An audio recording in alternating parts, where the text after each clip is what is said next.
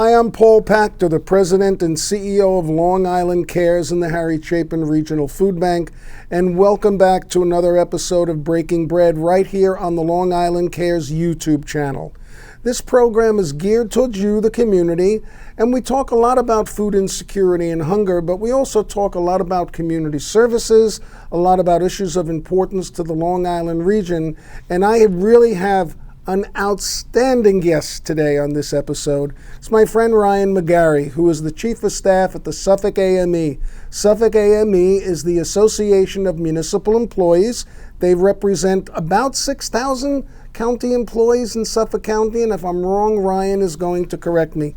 Ryan, thanks for coming on. It's great to see you. No, Paul, thank you so much for having me. You know, I'm a huge fan of the organization, huge fan of yours, and hopefully I can live up to that introduction. Yeah, well, you know, honored to be here. I figured I did the Suffolk AME radio program about a half a dozen times already, and I thought it was time for Suffolk AME and you to return the favor. We appreciate it, and you are always welcome on Suffolk Matters. You're a terrific guest. Great. So let's talk about Suffolk AME. What is it? Who do you represent? How many departments are involved? And really, what's the goal of the organization? Absolutely. So you nailed it. Suffolk AME, the Association of Municipal Employees. So just like it sounds, we represent government workers, municipal employees. We're about 6,000 active members across both the county and the community college, and then a small group over in West Hampton Beach Village we're also proud to represent. But talking about a diverse work group, the Suffolk County AME is such a diverse group, both in terms of demographics, but also in terms of what they're responsible for. So these men and women are providing the essential and vital services that our residents rely upon every day. So if, God forbid, you're having the worst day of your life and you need to call 911, on the other end of that line is an AME worker who's picking up the phone and dispatching services. So the EMTs are part of Suffolk AME? Our dispatchers and operators are first responders in communications now, and they are AME members. Our nurses are DPW road crews who make sure you can get to work in a snowstorm or just have a paved Suffolk County road. So affectionately, we like to say, you know, from our road crews all the way up to doctors. We have people with advanced degrees and people with high school GEDs, all under one umbrella, all providing essential vital services. Because as you know, all labor has a purpose, all labor has dignity. Sure. And, you know, whether you're the guy paving the road or the doctor figuring out the best approach to deal with a global pandemic, that labor is important in keeping our economy moving. That's fascinating. What are some of the services that Suffolk AME provides for their membership? I mean, I know representation in terms of contract negotiations. Absolutely. Yes. What else? So we're very proud of our members for the services they provide the men and women of Suffolk County, and we love to talk about that. You know, we have members in Department of Social Services and Department of Labor, really providing everything that our county and our region needs, but then who's there for them? And that's where President Dan Leveler, our executive board, and then myself as the hired chief of staff are able to play a role in representing those men and women so that they can go to their jobs feeling confident that they're going to be safe in their working environment, that they're going to have job security, that they're going to have benefits for their families, so that their focus can be on what it should be, on delivering those vital essential services for the Suffolk County taxpayer and resident while we fight on their behalf. So exactly like you said, the executive board will negotiate a contract with the county executive's office. We will advocate for benefits, but we also, where I got involved with AME, coming from government, I started with their government relations office, where really we're also focused on pieces of legislation that would impact our members. Every time a Suffolk County legislator puts together a new policy or new program, it's the men and women of AME who are probably going to be implementing that program on the ground. So we want to make sure they're hearing from the workforce when they're making these decisions that impact the entire region. And would it be safe to say that not only are they going to have to implement the policy change, but they're also going to be affected by the policy change? Absolutely. You know, and that's important that they have a voice at the table, and certainly through your leadership and representation. 6,000 members, they ongoing communication with the leadership of AME, Suffolk AME.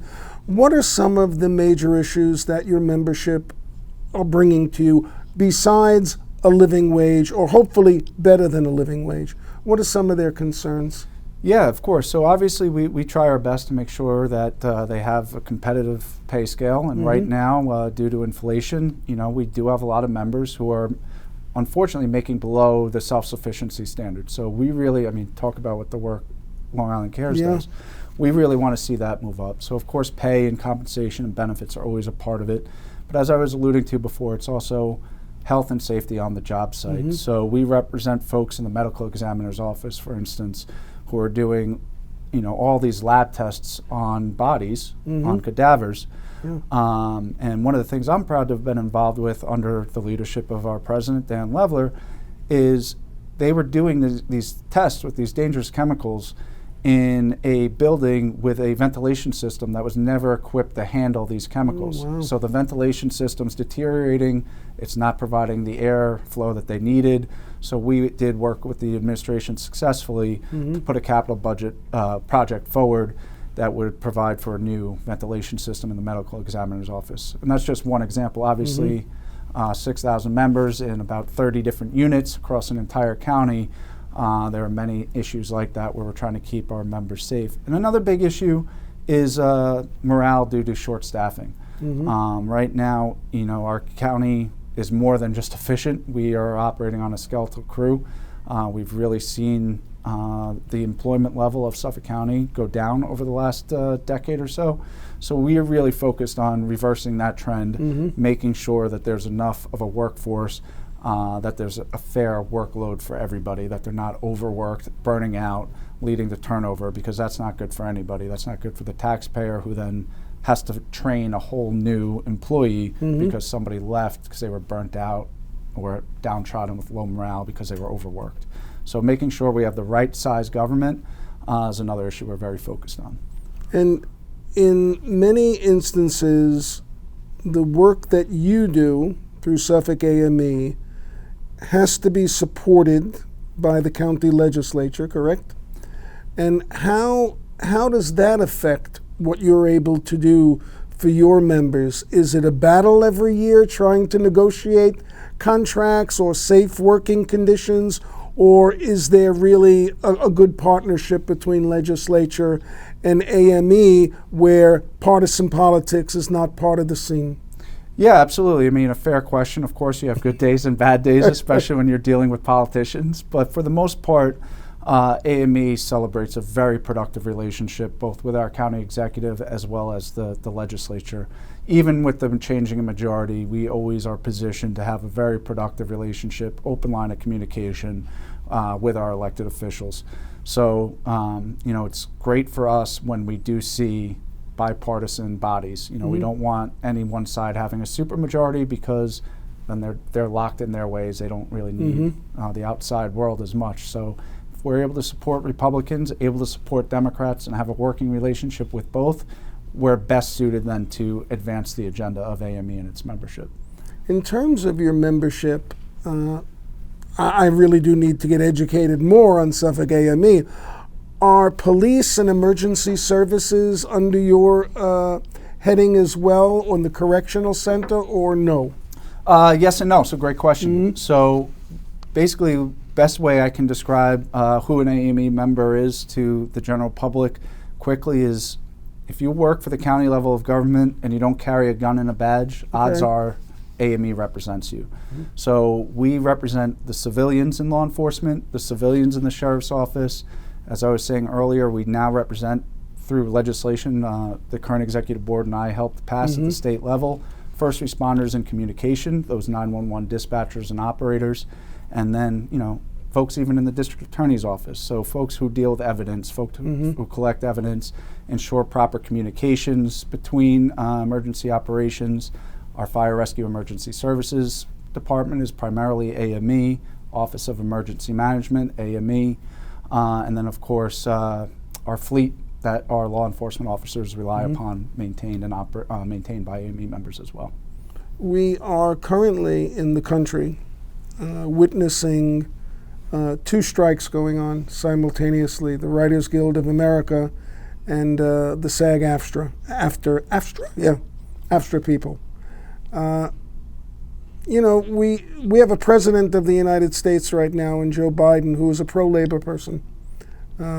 understands what labor's all about, understands the importance of unions. Do you find the same climate exists in the Long Island region, or specifically in Suffolk County? Yes, I'm very encouraged by labor's reception with the general public. When I first got involved with labor, which I know I only look like I'm 25, but it was about 20 years ago. When I was a senior in high school, I got very drawn to the labor movement, ended up going to Cornell's labor relation program for my undergraduate. And at that time, public opinion of labor unions was at an all-time low. Enrollment was at near all-time lows. And it was really looking like the labor movement was on a downward trend.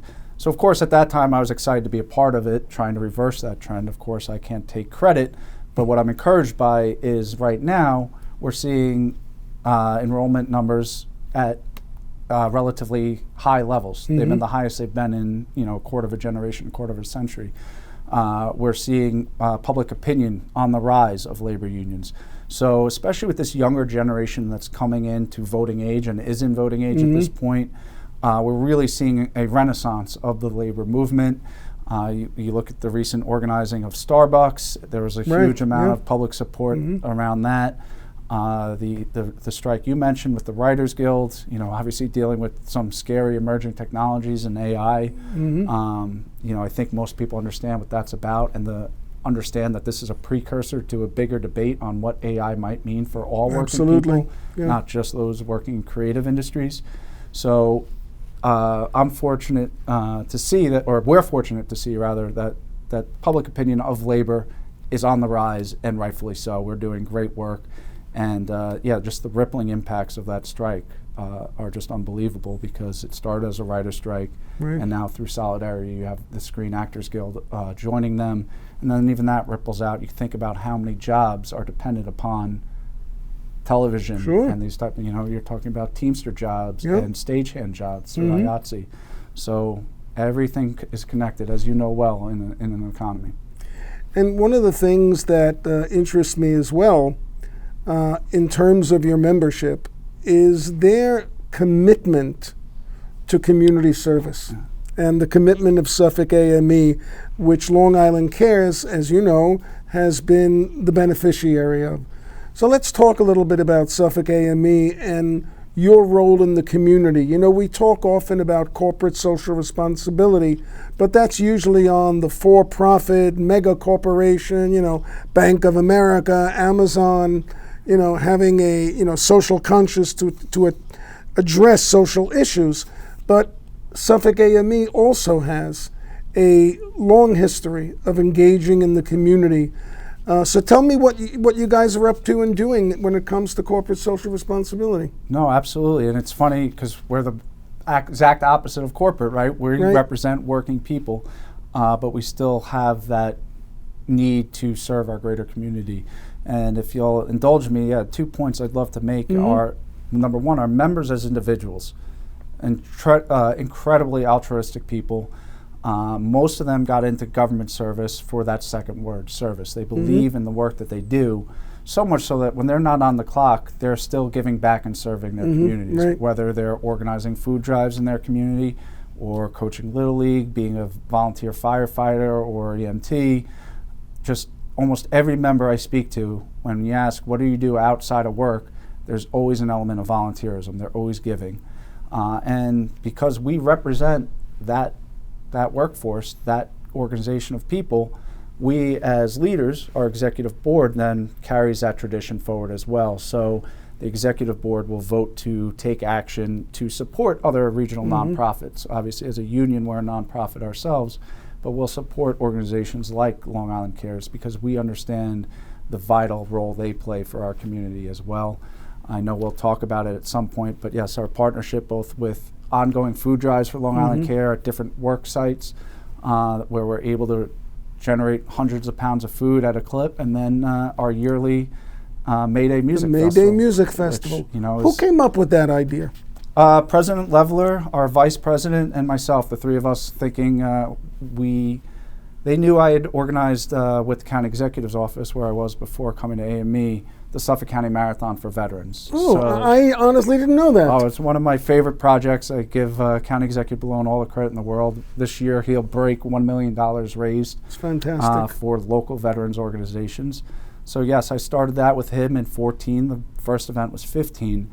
So when I joined AME, President Leveler and the Vice President knew I had that experience, and we just got brainstorming. How could we do something similar and get a little bit awareness of what unionism is? And that's kind of the underlying message of the May Day Music Festival. When we first came up with it, we've shortened it now to be the May Day Music Festival. Its first name was the May Day Music Festival, saying May Day is International Labor Day, and it was a May Day. It was a rallying call to get folks coming around the labor movement, understanding the value of unions, letting us introduce ourselves, to speak to what you were saying earlier, to the non-unionized public who might have a very cliche version in their minds of what we are or who we represent. Say, no, we are just like you. We're your friends, your neighbors, your family members. We want to have a good time with live music, and if we're going to do this, let's make sure we're doing it for a good cause. So we set it up to be a wholly nonprofit endeavor. So net proceeds would be split between scholarship funds and obviously Long Island Cares, which we're proud to partner with. And then we do a food drive at the event where we've raised, I think, 850 to over 1,000 pounds of food at the 3 festivals that we've had thus far each time. So we're very proud of that relationship. It's been a great experience, an opportunity for our staff and volunteers. As soon as we put out the call for volunteers about the May Day Music Festival, we're inundated by people that want to be part of it. Do you see right now a resurgence in, well, I think we touched on a little bit of it, but a resurgence in terms of the respect for unions? You know, because there was a time in the 80s and the early 90s where, you know, unions weren't considered, you know, beneficial, and all they're interested in is, you know, bleeding government for more money, and they go after rich people and blah, blah, blah. But I'm seeing, from my vantage point, a resurgence in people knowing not only is it important to be part of a union, it's important to have a bigger voice, to be represented by people. Do you see that as well? I do, and I'm so glad you said that too, because that bigger voice, you know, so many folks, you hear labor unions get lumped into lobbyists or special interests. Yes, correct. They're not a corporate special interest. They're just a conglomerate of individuals who are pooling the little resources they have to exercise their First Amendment. And that's really what the labor movement is. To your point, you know, it goes back to what we were saying earlier. You know, I rewind 10, 15 years. I remember working with colleagues in the county exec's office who would say, we know you're sensitive to labor, we know that's where you came from, but organized labor is not really needed anymore. Like, that was needed back then, back in the industrial era. It's not needed anymore. All those benefits, all those job protections, all those safety measures, they're going to be there anyway. The employer, just out of the goodwill of their hearts, are always going to do that. And I think folks are learning that just isn't the truth. You know, we saw things like Janice First Ask Me, which, you know, tried to really undermine the power of public sector unions. Labor clapped back. And we see in right-to-work states in the South what it means not to have union representation. Governor Abbott down in Texas just recently passed a state law that would prohibit local municipalities in his state from authorizing 15-minute breaks when it's over 100 degrees in temperature. So you have people doing manual labor in 3-digit degree heat, not being allowed to take a 15-minute break just to get water and get hydrated. And these are the things that will happen if unions aren't in place to protect workers. Correct. So we are seeing a resurgence, and you're absolutely right too. You know, I think there was a great article in the New York Times in 2016 that kind of was tracking Trump's trajectory to victory, and it was the Democratic Party, which traditionally had been the party of labor, taking labor for granted for too many years. So I do think there was a little bit of that, a lot of very coordinated efforts to attack and undermine labor, but to a point where those weaknesses became strengths because it forced labor to organize, forced labor to engage with the greater community, which we've been doing extremely successfully. And to your point, we are celebrating a resurgence like we've never seen. And that's a good thing for the country. It's a very good thing for working people in the country at large. Yep. And you know, Ryan, there's so much more I want to discuss with you, and I'm definitely going to have to invite you back on the show because we didn't get into the impact of the COVID pandemic on your membership. I'd love to discuss that, of course. I could spend a whole another show talking to you about your current bid for a seat on the Suffolk County Legislature, but that's another show. I'd be honored to come back there, and I'd Excellent. be honored to come back and talk about your namesake. You know, I'm a huge Harry Chapin fan, both as a writer and a humanitarian. He's a great man. I appreciate it. Ryan, Paul, it was great to see you. If you like what you're seeing, then please consider subscribing to the Long Island Cares YouTube channel. We have many more programs set to come your way in the future. So please consider joining us. I want to thank Ryan McGary of the Suffolk County AME for joining me today. And go back outside, help somebody, do something special, and be nice to one another. Until next time, this is Paule Pachter, President and CEO of Long Island Cares and the Harry Chapin Food Bank. We look forward to you coming back to break bread with us. Bye-bye.